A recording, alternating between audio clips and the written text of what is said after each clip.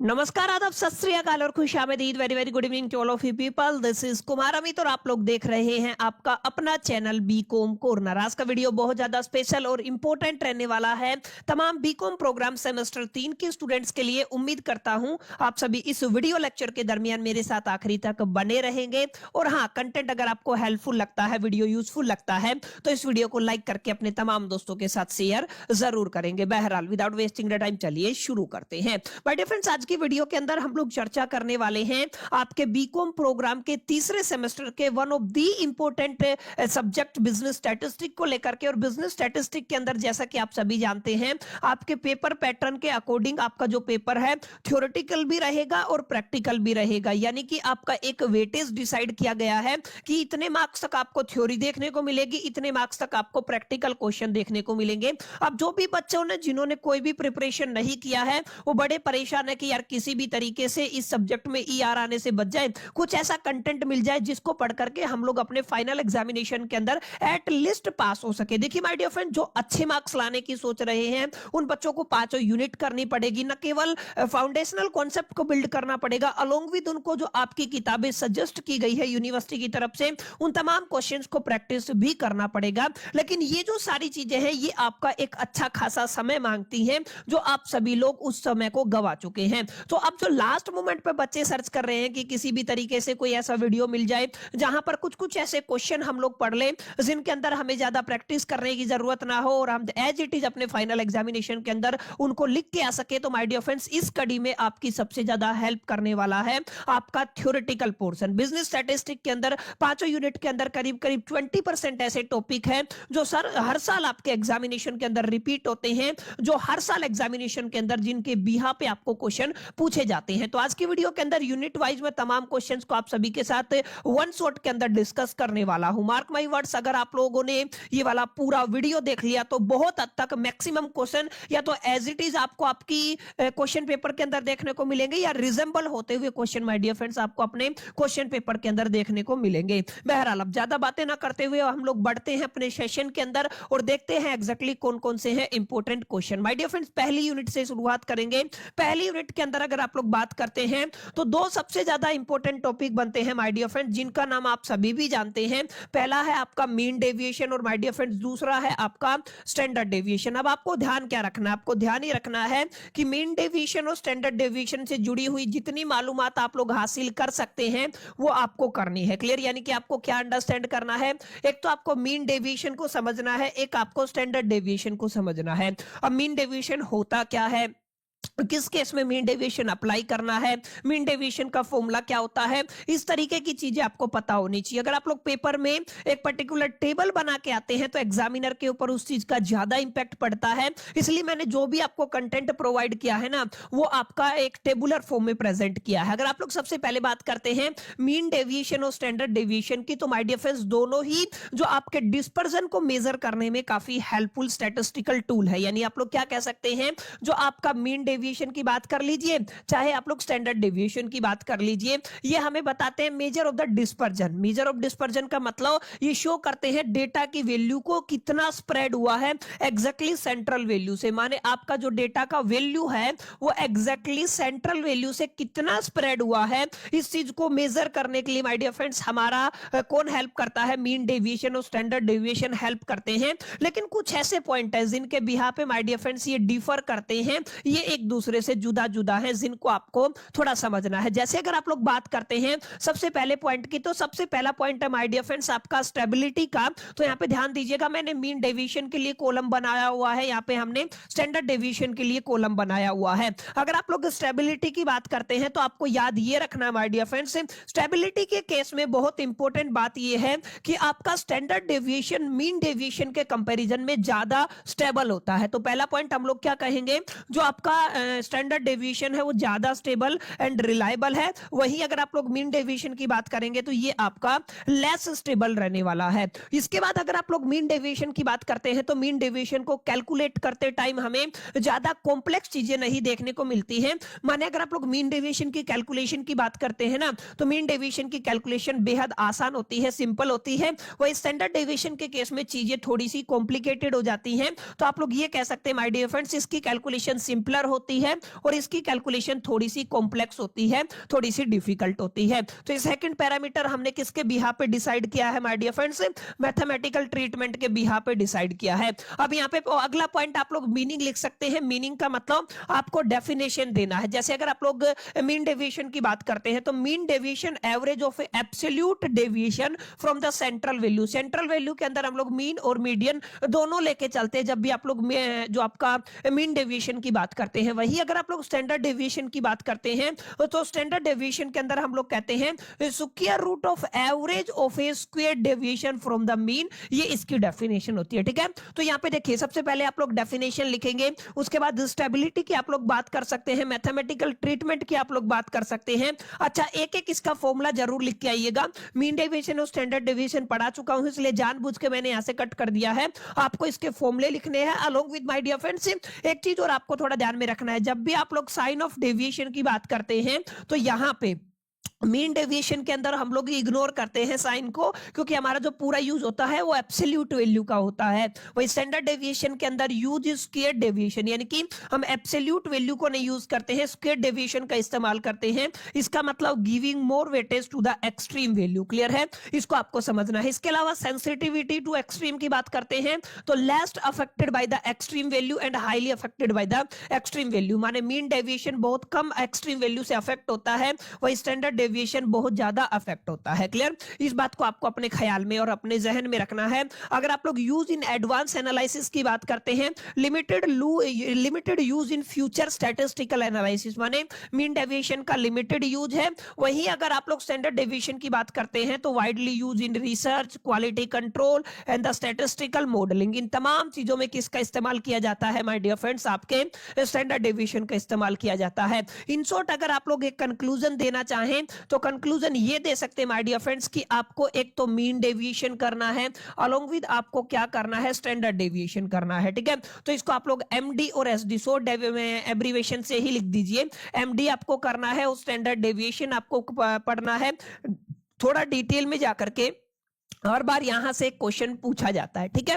तो my dear friends, ये पहला सवाल था। पिछली वीडियो के अंदर भी मैंने आप सभी के साथ डिस्कस किया था कि यहां से 99% प्रोबेबिलिटी है कि यहां से सवाल पूछा जाएगा। इसके अलावा एक और सवाल पूछा गया है, स्टैंडर्ड डेविएशन कंसीडर किया जाता है better measure of variance that the mean deviation. माने क्वेश्चन क्या कहता है? क्वेश्चन ये कह रहा है माय डियर फ्रेंड्स कि जब भी आप लोग स्टैंडर्ड डेविएशन की बात करते हैं तो आपका जो स्टैंडर्ड डेविएशन होता है ना, वो बेटर मेजरमेंट या बेटर माना जाता है। स्टैंडर्ड डेविएशन को बेहतर मानते हैं किससे? मीन डेविएशन से। इसको जस्टिफाई करना है। तो अगर आप लोग यहाँ पे आंसर देना चाहते हैं तो हमारे पास अलग अलग चीजें देखिए। Standard deviation is consider superior measure of dispersion as compare to the mean deviation because of the following reason. सबसे पहली बात तो है based on the all observation, यानी कि जो आपका स्टैंडर्ड डेविएशन है वो सभी ऑब्जर्वेशन के बिहा पे काम करता है, किसी एक एब्सोल्यूट वैल्यू के ऊपर काम नहीं करता। इसलिए हम लोग कह सकते हैं कि जो आपका स्टैंडर्ड डेविएशन है वो सुपीरियर है as compare to the mean deviation. दूसरा कारण है माय डियर फ्रेंड्स आपका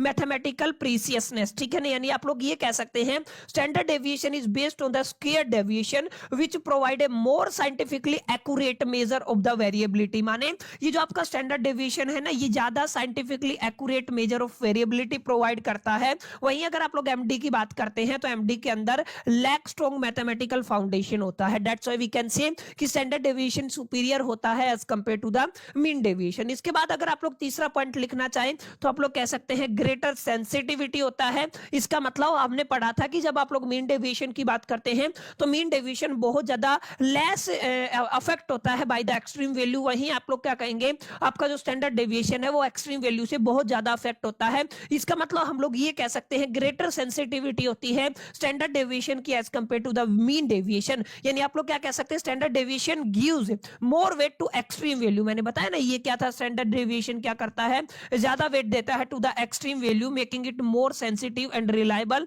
इन measure of real fluctuation in the data. Clear है? इसलिए हम लोग क्या कह सकते हैं, हम लोग कह सकते हैं standard deviation is superior than the mean deviation. इसके अलावा माय डियर फ्रेंड्स एक पॉइंट ये भी हो सकता है, इसका वाइडर यूज होता है। माने वाइडर यूज का मतलब स्टैंडर्ड डेविएशन को हम लोग कोरिलेशन के अंदर भी यूज करते हैं, रिग्रेशन के अंदर भी यूज करते हैं, प्रोबेबिलिटी डिस्ट्रीब्यूशन के अंदर भी यूज करते हैं। और mean deviation has a very limited use in advance studies, बल्कि मीन डेविएशन का जो लिमिटेड यूज है किसके अंदर, एडवांस स्टडी के अंदर। तो माय डियर फ्रेंड्स कुछ 3-4 पॉइंट बनते हैं जिनको आपको याद रखना है। पहला पॉइंट क्या है आपका? पहला पॉइंट है based on the all observation. Second point है यहाँ पे हम लोग क्या करते हैं, यहाँ पे scientifically accurate measure of variability होता है। आप लोग ग्रेटर सेंसिटिविटी की बात कर सकते हैं और widely use of future analysis of the standard deviation कह सकते हैं। ये कुछ मेजर पॉइंट है जिनके बिहाफ पे हम लोग इस कंक्लूजन पे पहुंच सकते हैं कि आपका स्टैंडर्ड डेविएशन सुपीरियर है as compare to the mean deviation. तो कई बार ये कंबाइन करके भी क्वेश्चन आ जाता है, आपको डिफरेंस क्रिएट करना है between the mean deviation and standard deviation, या इसके अलावा एक सवाल ये भी पूछा जाता है स्टैंडर्ड डेविएशन मीन डेविएशन के कंपैरिजन में सुपीरियर क्यों है, इसका जस्टिफिकेशन आपको देना है। तो माय डियर फ्रेंड्स, ये सारे पॉइंट अगर आप लोग लिख के आते हैं तो आपके एग्जामिनेशन में कोई दिक्कत नहीं आएगी। इसके अलावा कुछ 2-3 पॉइंट और हैं जिनको आप लोग जरूर कंसीडर कर सकते हैं। जैसे अगर आप लोग बात करते हैं स्टेबिलिटी एंड रिलायबिलिटी का पॉइंट लिख सकते हैं और थ्योरेटिकल इंपोर्टेंस लिख सकते हैं। क्लियर है? ये 2 पॉइंट और अगर आप लोग लिख देंगे तो आपका काम बन जाएगा। ठीक है, तो ये आपका दूसरा क्वेश्चन कंप्लीट हो गया है। अब नोट कीजिए माय डियर फ्रेंड्स, अगला क्वेश्चन जो बहुत ज्यादा इंपॉर्टेंट रहने वाला है आपके एग्जामिनेशन पॉइंट ऑफ व्यू से। माय डियर फ्रेंड, ये जो सवाल है ये आपका प्रोबेबिलिटी से रहने वाला है और प्रोबेबिलिटी के अंदर 2 थ्योरम मैंने आपको कराई थी। एक थ्योरम ऑफ एडिशन कराई थी, एक मल्टीप्लिकेशन थ्योरम कराई थी। मैंने बताया था मल्टीप्लिकेशन के केस में डिपेंडेंट इंडिपेंडेंट इवेंट वाली बात हुई थी, और अगर आप लोग एडिशन के केस में अगर आपको याद हो तो एक्सक्लूसिव और म्यूचुअली एक्सक्लूसिव वाले केस हम लोग लेके चले थे। तो यहाँ पे काफी बार ये सवाल रिपीट हुआ कि आपको क्या बताना है, explain the addition and the multiplication theorem of the probability. तो दोनों के बारे में आपको दोनों केसेस में, यानी कि 4 केस बन गए, dependent independent in the case of the multiplication theorem and the mutually exclusive और non exclusive in the case of the addition theorem. ये आपको याद होना चाहिए। जैसे अगर आप लोग एडिशन थ्योरम की बात करते हैं तो सबसे पहले ये आपको बताना है कि सर एडिशन थ्योरम हम लोग एग्जैक्टली कहां पे इस्तेमाल करते हैं। तो हम लोग क्या कहेंगे, एटलीस्ट वन ऑफ 2 इवेंट जहां पे ऑक्यूर, इस तरीके का सवाल आपसे पूछा जाता है ना कि क्या है कि at least one of the 2 event, यानी कि 2 में से एक इवेंट आपको निकालना है। उस केसेस में आपको आंख बंद करके समझ जाना है कि हमें क्या लगाना है, addition theorem of the probability लगाना है। याद ये रखना है जब भी आप लोग एडिशन थ्योरम ऑफ प्रोबेबिलिटी की बात करते हैं ना, तो यहां पे माय डियर फ्रेंड्स आपको याद रखना है आपके इवेंट 2 तरीके के होते हैं। एक तो माय डियर फ्रेंड्स आपका इवेंट होता है जिसको आप लोग क्या कहते हैं, म्यूचुअली एक्सक्लूसिव इवेंट कहते हैं, और माय डियर फ्रेंड्स एक इवेंट होता है जिसको हम लोग नॉन म्यूचुअली एक्सक्लूसिव कहते हैं। अब याद ये रखना है जब भी आप लोग म्यूचुअली एक्सक्लूसिव इवेंट की बात करते हैं और एडिशन थ्योरम की बात करते हैं, तो एडिशन थ्योरम ये कहती है probability of event A union B is equal to the probability of A plus में आप लोग क्या कहते हैं, probability of B. My dear friends, ये सिंपल सा फॉर्मूला है जिसको आपको अपने एग्जामिनेशन के पॉइंट ऑफ व्यू से याद करके जाना है। किस केस की बात हो रही है माय डियर फ्रेंड्स, आपके म्यूचुअली एक्सक्लूसिव केस की बात हो रही है। ठीक है, आप लोगों को मैंने डिटेल में समझाया था, इसको एक्सप्लेन करके आइएगा। दूसरा माय डियर फ्रेंड्स, यहाँ पे पहला केस क्या बन गया, म्यूचुअली एक्सक्लूसिव इवेंट बन गया है। दूसरा क्या है, नॉन म्यूचुअली एक्सक्लूसिव इवेंट। और अगर आपके एग्जाम के अंदर ये आपको लिखना है कि नॉन म्यूचुअल एक्सक्लूसिव इवेंट, तो इस केस में हम लोग क्या करते हैं माय डियर फ्रेंड्स, इस केस में हम लोग फॉर्मूला बदल देते हैं, यानी कि यहाँ पे कुछ एडिशनल फैक्टर आ जाते हैं जिनके बिहाफ पे नॉन म्यूचुअल एक्सक्लूसिव की एक तरीके से कैलकुलेशन की जाती है। पी ए और आप लोग यूनियन बी निकालना चाहते हैं तो हम लोग क्या कहेंगे, पी ए यूनियन बी बराबर है प्रोबेबिलिटी ऑफ ए, हम लोग कहेंगे प्लस में प्रोबेबिलिटी ऑफ बी। अब यहाँ पे माइनस कर देना है पी ए इंटरसेक्शन बी। ये आपका फॉर्मूले के अंदर चेंज आ जाएगा, माने फॉर्मूला तो सेम यही है लेकिन यहाँ पे पी ए इंटरसेक्शन बी को हमने क्या कर दिया है, माइनस कर दिया है। तो माय डियर फ्रेंड्स, आपकी स्क्रीन के सामने है, अगर आप लोग म्यूचुअल एक्सक्लूसिव वाला फॉर्मूला लगाते हैं तो ये लगेगा, और अगर आप लोग नॉन म्यूचुअल एक्सक्लूसिव की बात करते हैं तो ये फॉर्मूला लगेगा। और दोनों ही केसेस कौन से हैं माय डियर फ्रेंड्स, आपके एडिशन थ्योरम वाले हैं। ठीक है, अब वहीं अगर आप लोग मल्टीप्लीकेशन की बात करते हैं तो मल्टीप्लीकेशन के केस में भी हमारे पास 2 केस बनेंगे, एक तो इंडिपेंडेंट इवेंट के लिए बनेगा, एक डिपेंडेंट इवेंट के लिए बनेगा। याद ये रखना है जब भी आप लोग इंडिपेंडेंट इवेंट की बात करते हैं तो इंडिपेंडेंट इवेंट के अंदर ये फॉर्मूला लगेगा, इंडिपेंडेंट इवेंट के अंदर आपका ये वाला फॉर्मूला लगेगा जिसको आप लोग क्या कहते हैं, P A intersection B is equal to the P A multiply में पी बी। वहीं अगर आप लोग डिपेंडेंट की बात करते हैं तो हम लोग क्या कहेंगे, पी ए, यहां पे ध्यान रखिएगा हम लोग क्या कहने वाले हैं, P A intersection B is equal to the P A multiply में पी बी अपॉन ए। यानी कि अब ध्यान से देखिएगा इसका क्या लफड़ा है। सबसे पहला ये वाला फॉर्मूला तो बहुत आसान है, आप लोग समझ गए होंगे, आपको क्या निकालना है माय डियर फ्रेंड्स, आपको निकालना है पी ए इंटरसेक्शन बी। ठीक है, तो आप लोग क्या कहेंगे, सर हमें क्या निकालना है, पी ए इंटरसेक्शन बी निकालना है। तो हम लोग ये कह सकते हैं पी ए की डायरेक्ट मल्टीप्लाई किसके साथ कर देंगे, पी बी के साथ। अगर आपके ए और बी क्या है, इंडिपेंडेंट इवेंट है, माने एक दूसरे के ऊपर डिपेंड नहीं करते हैं, लेकिन आपके इवेंट एक दूसरे के ऊपर डिपेंड करते हैं, यानी कि डिपेंडेंट इवेंट है, तो उस केस में हम लोग फॉर्मूला क्या लगाएंगे, हम लोग लगाएंगे P A intersection B is equal to the, हम लोग सबसे पहले तो my dear friends P A लेके चलेंगे। ठीक है, फिर हम लोगों को मल्टीप्लाई करना है, ए इंटरसेक्शन बी है तो इसका उल्टा कर देंगे, यानी कि हम लोग क्या कहेंगे, बी ऑफ ए कहेंगे। याद ये रखना है इसको कैसे निकाला जाता है, माने अगर आप लोग बी ऑफ ए को निकालना चाहते हैं ना, तो आपको क्या करना है, एक छोटा सा फॉर्मूला लगाना है, दोनों का इंटरसेक्शन ले लेना है, और आपको ये याद रखना है जो नीचे है, नीचे क्या है आपका ए है, उसकी प्रोबेबिलिटी से हम लोग डिवाइड कर देंगे। जैसे ये अगर आप लोग इसको थोड़ा सा और मॉडिफाई करना चाहें, जैसे मैं आपसे पूछ लूं P A divided by B निकालना है, ठीक है ना, ये आपको निकालना है, P A by B dependency निकालनी है, तो हम लोग क्या कहेंगे, सर हमें पी ए इंटरसेक्शन बी निकालना है, और फिर हम क्या कहेंगे, पी बी से इसको डिवाइड कर देंगे। ठीक है, ये आपको थोड़ा ध्यान में रखना है। तो ये क्या है, this is called multiplication theorem of the probability. और मल्टीप्लिकेशन थ्योरम ऑफ प्रोबेबिलिटी कब अप्लाई की जाती है, ये भी थोड़ा ध्यान रखिएगा, बोथ इवेंट अकर साइमल्टेनियसली।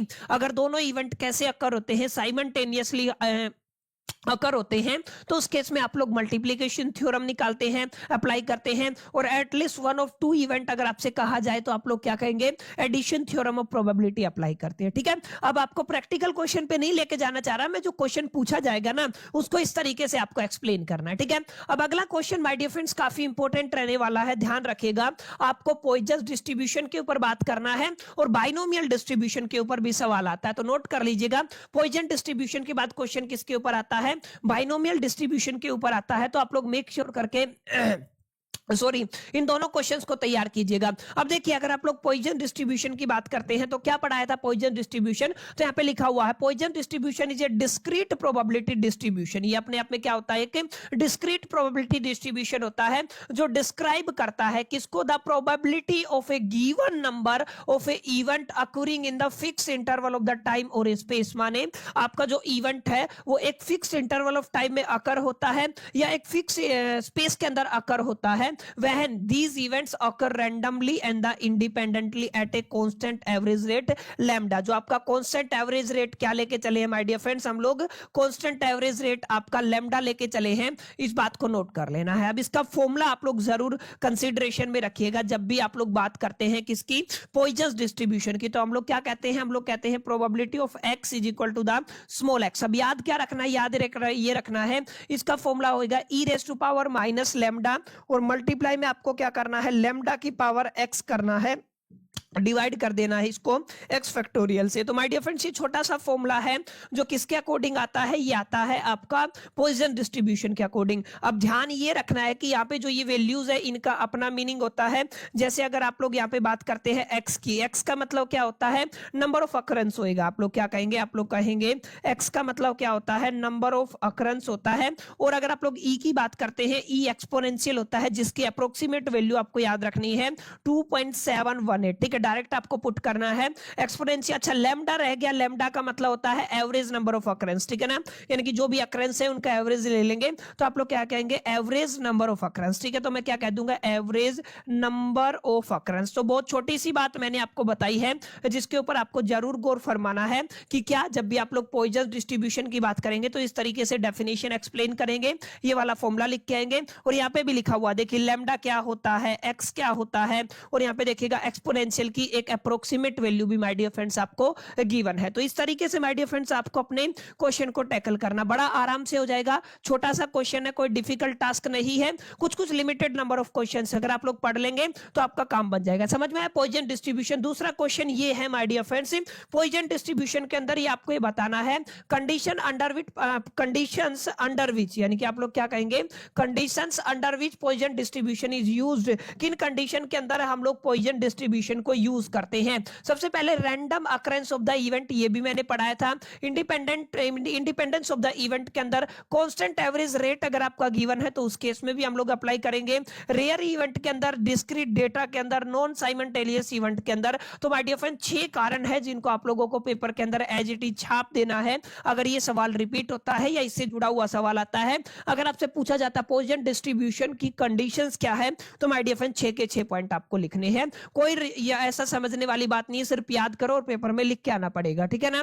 अब बात करते हैं बाइनोमियल डिस्ट्रीब्यूशन की। तो बाइनोमियल डिस्ट्रीब्यूशन की एक बार फटाफट से डेफिनेशन देखते हैं। एग्जैक्टली इसकी डेफिनेशन है क्या? बाइनोमियल डिस्ट्रीब्यूशन भी अपने आप में एक डिस्क्रीट प्रोबेबिलिटी डिस्ट्रीब्यूशन है जो शो करता है probability of getting a certain number of success. देखिए, probability of getting a certain number success in a fixed number of independent trial, ठीक है ना। किसकी बात हो रही है? Fixed number of independent trial में अगर आपको सक्सेस की प्रोबेबिलिटी निकालनी है उस केसेस में माय डियर फ्रेंड्स हम लोग बाइनोमियल डिस्ट्रीब्यूशन लगाते हैं। बाइनोमियल डिस्ट्रीब्यूशन उन्हीं में लगता है जहां पे आपकी दो ही संभावनाएं होती हैं, या तो आपका फेलियर रहेगा या तो आपका सक्सेस रहेगा। उस केस में आप लोग क्या लगाएंगे माय डियर फ्रेंड्स? उस केस में आप लोग बाइनोमियल डिस्ट्रीब्यूशन लगाएंगे, ठीक है। अब बाइनोमियल डिस्ट्रीब्यूशन के अंदर एग्जैक्टली कंडीशंस है बाइनोमियल डिस्ट्रीब्यूशन की भी, जिनको आपको याद करना है। पहली कंडीशन क्या है? नंबर ऑफ ट्रायल्स फिक्स होने चाहिए। माने आपको, आप जब ट्रायल करते हो ना किसी भी इवेंट को, तो उसके नंबर ऑफ ट्रायल्स फिक्स होने चाहिए। Each trial has only 2 outcome. हर एक ट्रायल के अंदर कितनी आउटकम होनी चाहिए? 2,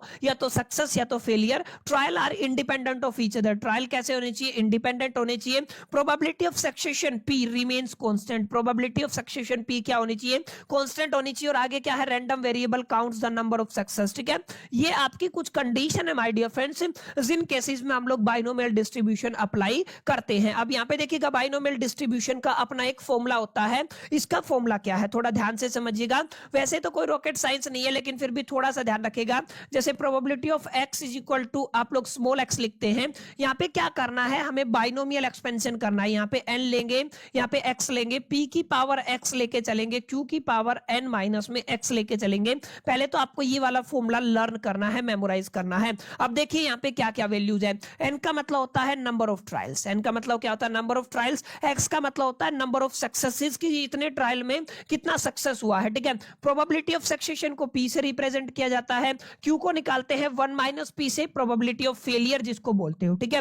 अच्छा, ये प्रॉपर्टीज भी आपको याद करनी है। हालांकि यहाँ पे 2 ही लिखी हुई है। मैंने पिछली क्लास के अंदर, जहां पे मैंने वन शॉट के अंदर रिवाइज करवाया था, वहां पे डिटेल में पढ़ाया था। मीन का फॉर्मूला अगर आप कहेंगे mu is equal to the, हम लोग n और p की क्या कर देते हैं? मल्टीप्लाई कर देते हैं। वही अगर आप लोग वेरिएंस सिग्मा स्क्वायर की बात करते हैं तो हम लोग np क्यों कर देते हैं। तो इसको आपको याद रखना है, ठीक है। तो ये बाइनोमियल डिस्ट्रीब्यूशन का फॉर्मूला है, पेपर में पूछा जाता है। और कई बार पूछ लेते हैं भाई साहब इसकी एप्लीकेशन भी बताइए। तो एप्लीकेशन कहां पे है?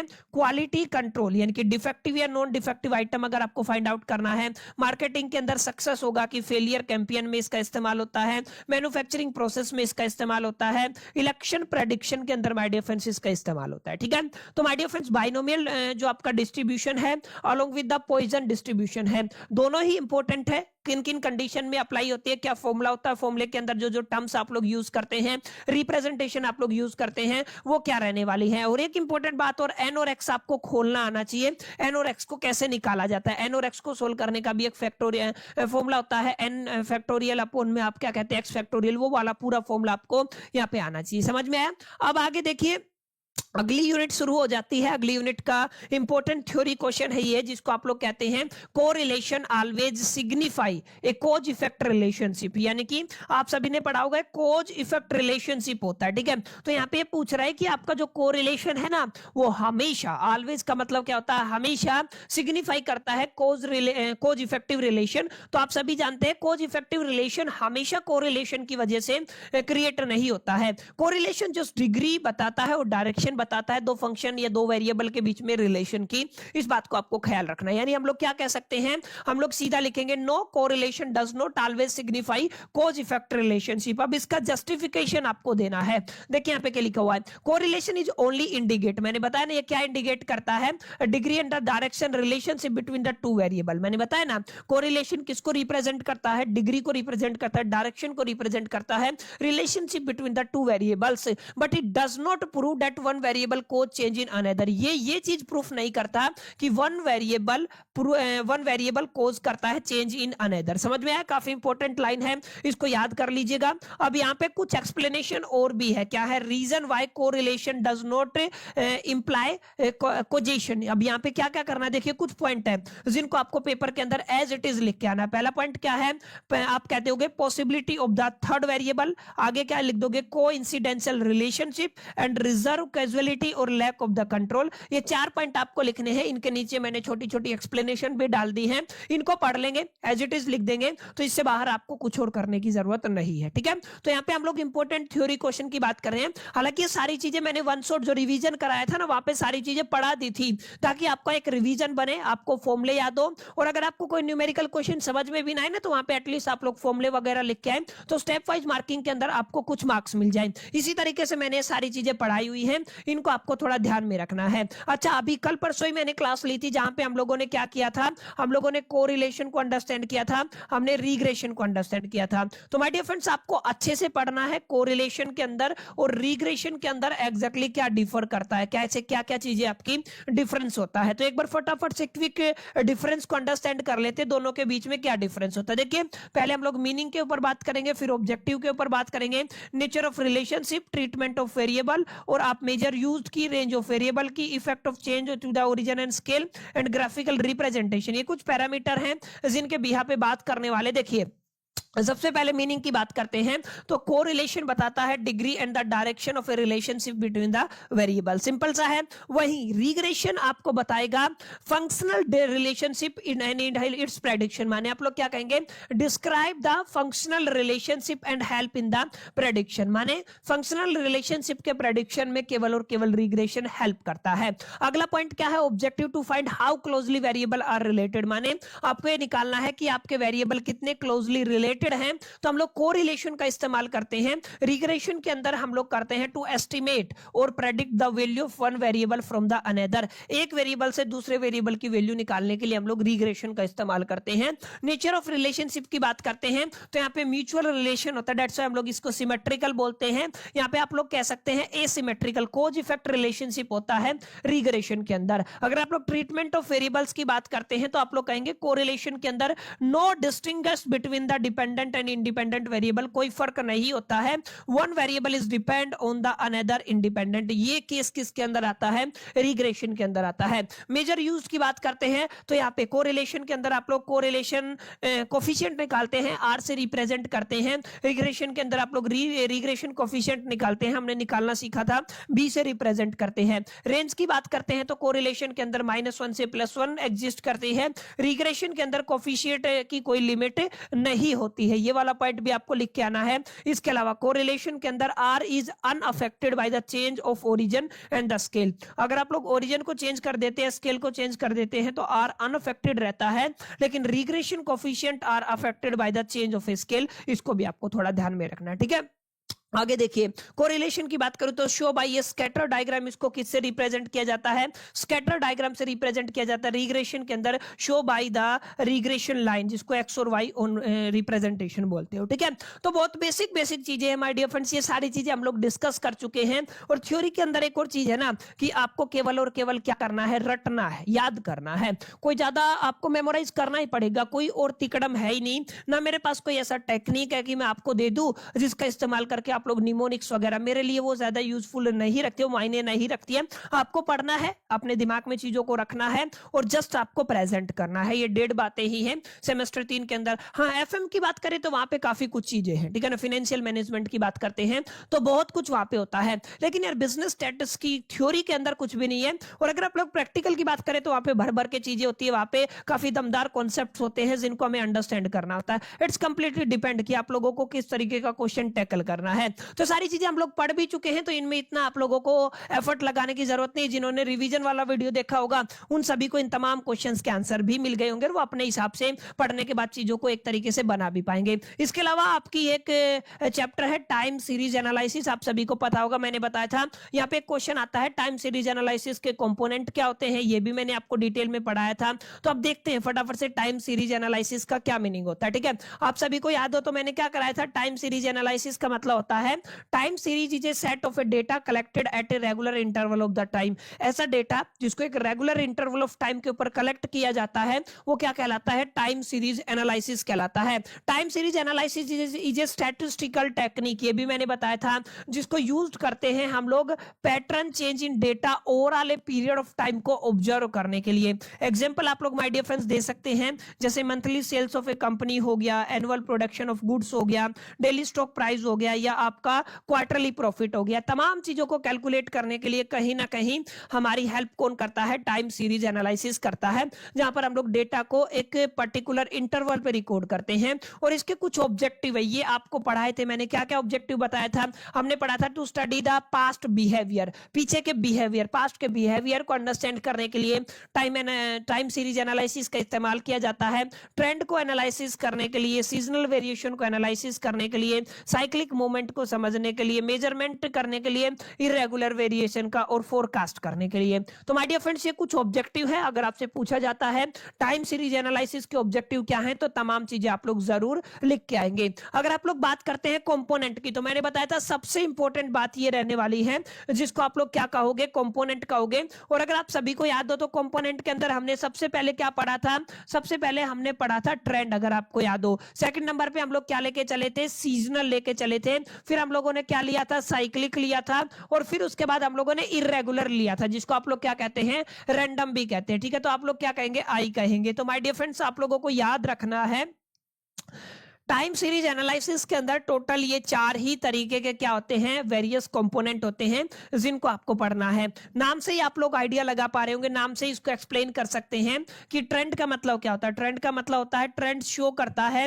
लॉन्ग टर्म मूवमेंट को इन the data over a period of the time. एक पीरियड ऑफ टाइम के ऊपर एक डेटा के अंदर लॉन्ग टर्म मूवमेंट को जो रिप्रेजेंट करता है उसको ट्रेंड बोलते हैं, एक लंबे समय तक। यानी कि आप लोग यहाँ पे कह सकते हैं, यहाँ पे परसिस्टेंट होती है अपवर्ड या तो डाउनवर्ड मूवमेंट के अंदर, या रिप्रेजेंट जर्नल ग्रोथ और डिक्लाइन, या तो जर्नल ग्रोथ को रिप्रेजेंट करता है या डिक्लाइन को रिप्रेजेंट करता है। एग्जांपल के अंदर आप लोग कह सकते हैं continuous increase in companies annual sale. ठीक है ना, इसमें आप लोग क्या एक तरीके से ऑब्जर्व करते हैं, ट्रेंड का ऑब्जर्व करते हैं। जो ट्रेंड टाइम सीरीज का एक कंपोनेंट होता है। इसके बाद आपका सीजनल वेरिएशन होता है। सीजनल वेरिएशन सीजन के हिसाब से, यहाँ पे आप लोग ये कह सकते हैं शॉर्ट टर्म जो आपका पीरियोडिक मूवमेंट है, जो रेगुलरली विद इन ईयर होता है, जैसे repeat at a fixed interval of time, monthly हो गया, क्वार्टरली हो गया, ईयरली हो गया, caused by a climate and the social factor. इसको भी हमने डिटेल में पढ़ा था। ठीक है ना, higher sale of a umbrella during the rainy season, या आइसक्रीम का जो है गर्मियों में बिजनेस अच्छा होता है, तो वो एक सीजनल वेरिएशन है। ठीक है ना, ऐसे आप लोग कहेंगे साइक्लिक वेरिएशन। साइक्लिक वेरिएशन को आप लोग कहते हैं वेव लाइक मोमेंट। ठीक है ना, ये क्या होता है, around the trend due to the economic condition. Economic condition की वजह से साइक्लिक वेरिएशन का मतलब होता है वेव लाइक मोमेंट। क्या होता है, ऊपर नीचे ऊपर नीचे ऊपर नीचे, वेव लाइक मोमेंट होता है।